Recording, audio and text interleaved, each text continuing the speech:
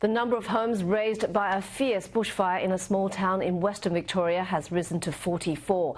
Joining me live is Nationals MP Dr Anne Webster, who is at the Incident Control Centre in Horsham, Victoria. Hi there, Anne. Thank you for your time today. Thank you, Cheng Lei. Great to be talking with you. Let's talk about the tragic incident. How can we help the people in this town right now?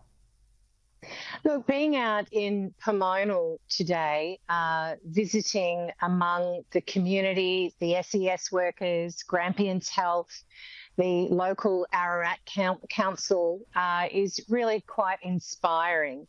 The amazing thing about communities, and smaller communities in particular, is that when disaster strikes, they pull together, and anything that anybody needs or wants is that's what they want to achieve, and is to achieve that, the help to the community.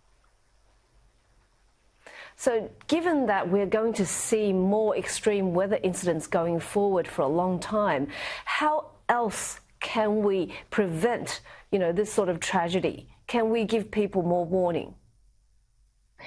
Look, I don't think so.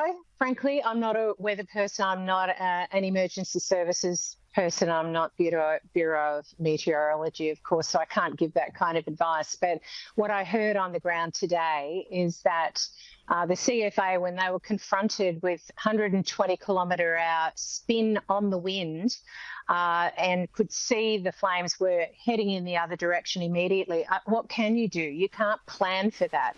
But they were very prepared. And the wonderful thing is that the people of Pomona also had their emergency fire plans in order. Everybody had their packs. They knew what they needed to do. They were checking on each other as best as possible. Obviously, evacuation orders were given.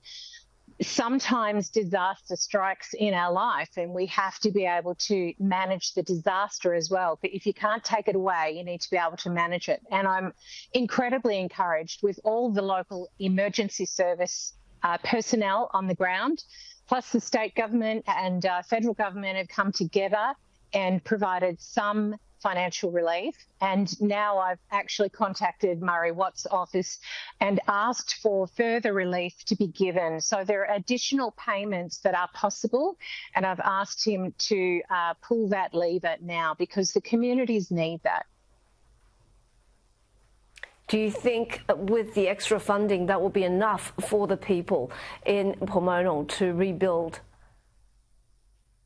Well, I think actually one of the questions, Cheng Lei, is around insurance and what the insurance companies have covered and what they haven't covered.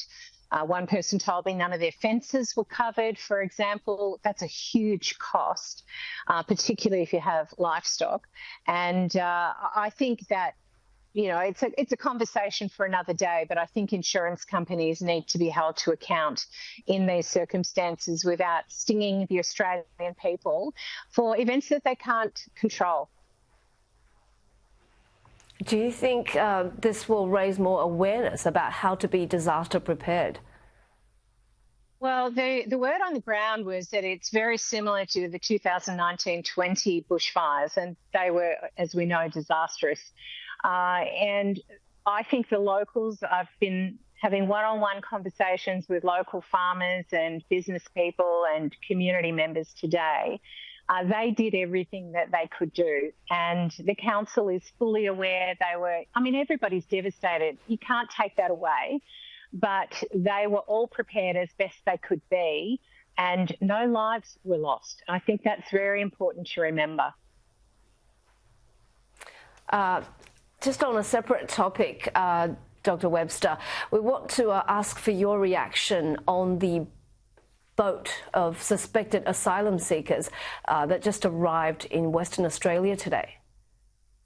Well, I was in the chamber yesterday, Cheng Lei, when the Prime Minister was bagging out Peter Dutton for his alarmist approach to asylum seekers and the changes in the migration laws and the visa framework that this government has brought in. And the Prime Minister was bragging about his incredible, record thus far, bar the one boat, of course, that we already know about. So I find it a little ironic that the very day after he has been bragging, here we are, and we don't know whether the behaviour of Andrew Giles, the Immigration Minister, and Claire O'Neill, the Home Affairs Minister, whether their hapless and hopeless management of our borders will see a whole run of boats coming to Australia.